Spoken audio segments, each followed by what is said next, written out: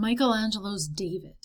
You could call it the male, naked, sculptural equivalent to the Mona Lisa, by which I mean both are so famous it takes a conscious effort to free them from the haze of fame that surrounds them and to actually see them directly. The David is the premier example of the heroic male nude that became so important in the Renaissance.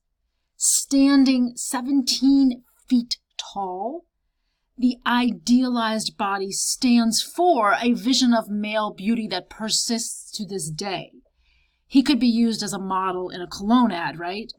But in the Renaissance, his idealized physicality symbolized the humanistic sense of the both mind and body working together to make possible great achievement, the ideal of the human being as almost godlike, just reaching beyond the limits of ordinary animals. So he embodies this virtuosity, which also represents the virtuosity of Michelangelo as an artist and a thinker. The figure seems so perfect that it's hard to believe Michelangelo created it under very unfavorable circumstances. The job was a commission for a marble figure of David planned for the facade of Florence Cathedral, so a big public monument. Now, the commission was first given not to Michelangelo, but to another artist named Agostino Duccio. The contract for his work survives, and it gave him very specific instructions. It said that Agostino was to, quote, make said figure of 4 pieces. In 1 piece the head and neck, 2 pieces the arms, and the rest in a single piece. And he must make said figure in a manner and in perfection according to the wax model by the said Agostino.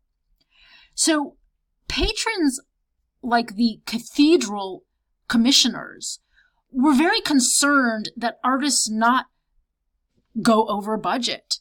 Marble, expensive marble for a figure 17 feet tall, they want to make sure it's not damaged or wasted. So they actually are telling Agostino that he has to work in separate sections.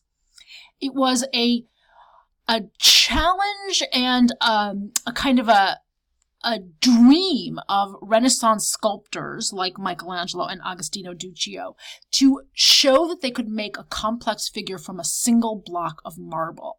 That was considered the most famous thing a sculptor could do. It was what the best classical Greek and Roman sculptors could do.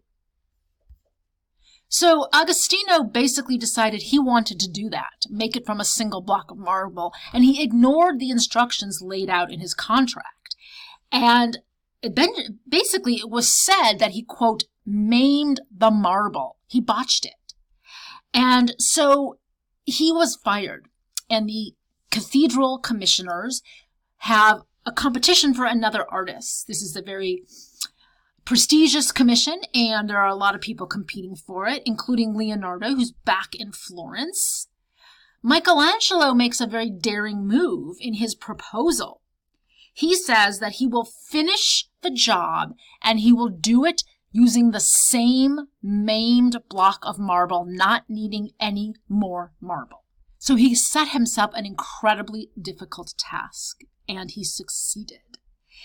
He succeeded so much that this vision of David came to define the heroic male nude for the Renaissance.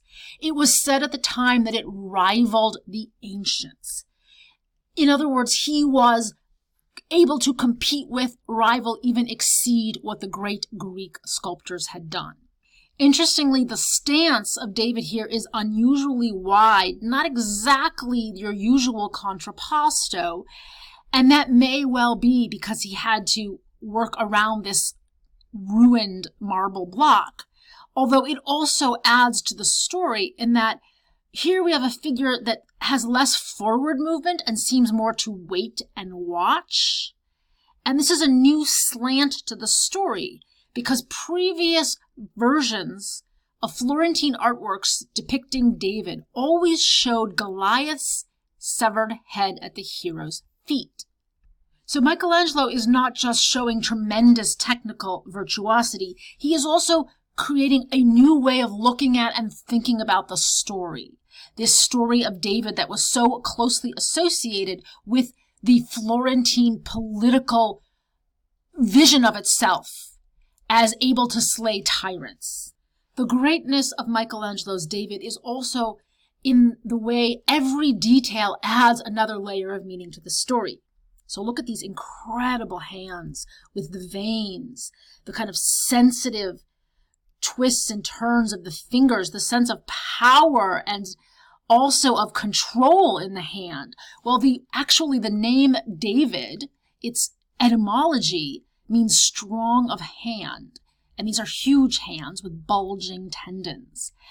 Michelangelo also exaggerated David's head, possibly to correct for the optical foreshortening of him seen high on a cathedral buttress, but also really emphasizing intellect and reason, his eyes, his gaze, the sense of him thinking and preparing for the conflict ahead.